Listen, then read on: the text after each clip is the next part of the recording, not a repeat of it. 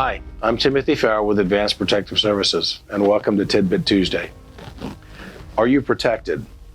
When you hire a private investigator, you're not just hiring their skills, you're also taking on their risk.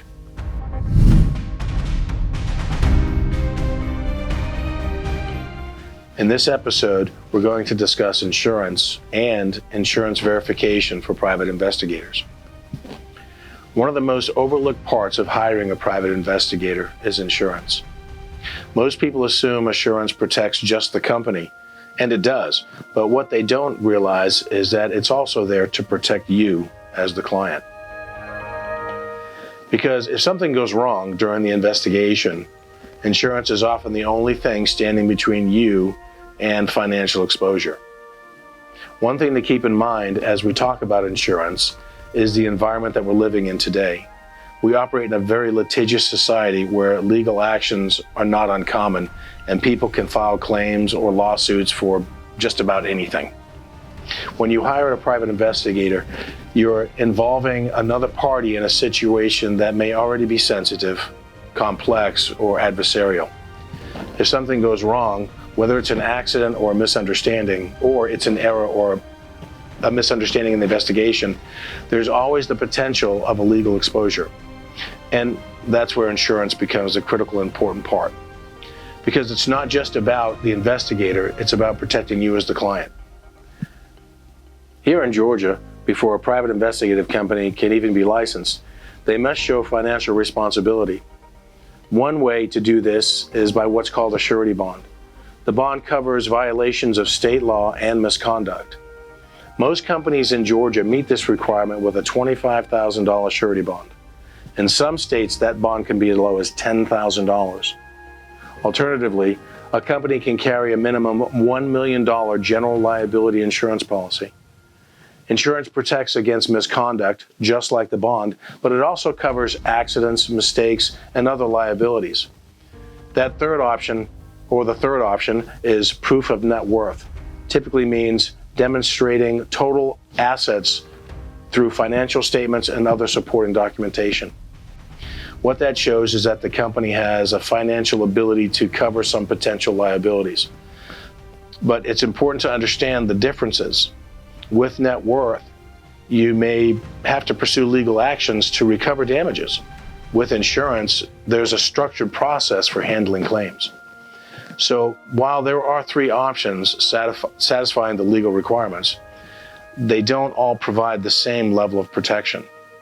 And that's why many professional private investigative companies choose to carry professional liability insurance, even when it's not strictly required by law. It's also important to understand that financial responsibility requirements vary widely from state to state, and that's something you should always pay attention to. Now let's talk about the difference between the insurances you may see with a professional investigative company. First, you have general liability insurance, and that's the most common type. And it covers property damage, personal injuries, certain types of operational mistakes. If something happens during the surveillance or field work, this is often the first layer of protection. Now, professional liability or errors and omissions, also referred to as E&O, is the big one for investigators.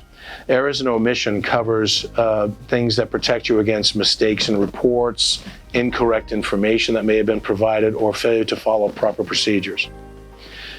And in other words, if the investigator makes some type of a professional error that impacts the case, this is typically the coverage that may apply. There's also workers' compensation. If the company has employees, workers' compensation may be required. This covers injuries to employees while they're working in the field, and it protects both the employees and the company, and indirectly protects you from liability exposures while the investigator is working for you on your case. Now, there's also automobile insurance. This is one of the things that most people don't think about. Investigators spend a lot of time on the road doing surveillances, following or setting up in different positions.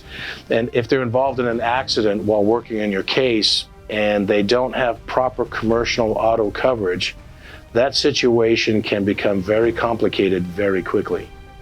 Now, you also have umbrellas or excess umbrella. Some companies also carry what's called an excess umbrella policy. That's additional coverage that sits on top of the primary insurance policy. So if the claim exceeds the base coverage, the umbrella policy provides that additional layer of protection. This is especially important for high-risk investigations or corporate-level work. Not all investigations carry the same amount of risk. For example, if we're doing a background investigation of some type, that carries a relatively low risk. If we're doing a surveillance case, that carries a little bit more exposure. Or if it's a corporate case or a high-level investigation, that's a greater risk. So one of the things you should consider is whether the company's insurance coverage matches the type of case you're asking them to do or to investigate for you. So how do you verify the insurance? You should request a copy of their certificate of insurance, also known as a COI.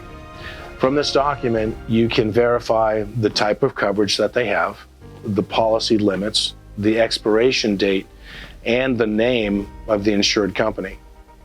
And you should make sure that the policy is active, the company name matches the name of the company you're trying to hire, and the coverage levels to make sure that they're in line for the case you're asking them to perform.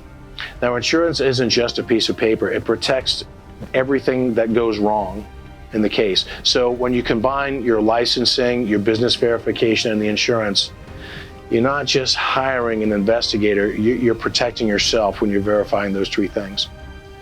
Good investigators don't just find information, they protect the client, the case, and the integrity of the investigations. Now, investigations are really all about patterns. Patterns of time, patterns of money, and patterns of behaviors. So when you follow those patterns long enough, they'll take you almost exactly where the truth is hiding. Thank you for your time.